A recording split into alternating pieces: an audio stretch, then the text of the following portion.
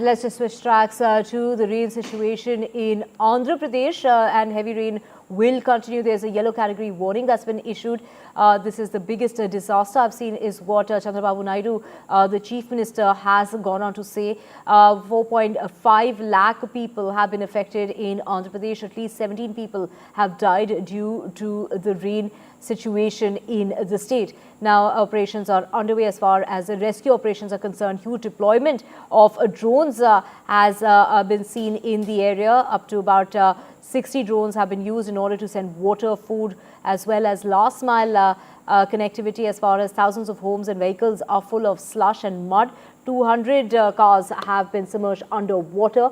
From what we are hearing is that rain will continue till about the 7th of September.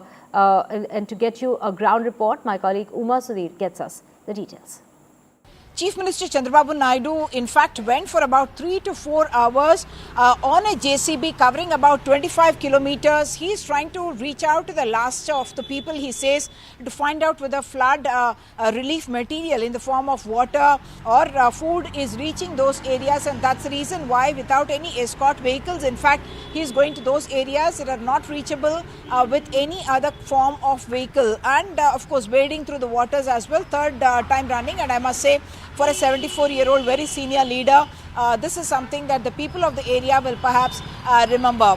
A few points that the Chief Minister has made. One, he has said that the dangers in terms of the flooding may, for the time being at least, have receded, because the waters in the Krishna River at Prakasham have receded to about 5 to 6 lakh cusecs, as against more than 11.45 lakh cusecs that he had spoken about just 24 hours earlier, which means the water release that happened from the Prakasham barrage gates has helped, and therefore water should start receding from those areas. The second part is that drones have been used very, very extensively. Yesterday, if about 27 drones were used to reach water and food and other essential things like medicines to people, today 30 more drones are going to be used, so almost 60 drones will be put to use in order to reach the relief material to the people. And the Chief Minister, in fact, saying those drones will be also used to see which are the areas which are badly cut off and where the rescue operations still may need to be carried out. 2 choppers still are around to be able to do that kind of an activity. And he has also said that because there is vast tracts of agricultural land where the crop has been lost, the drones may be used to capture those visuals also to find out the extent of the loss.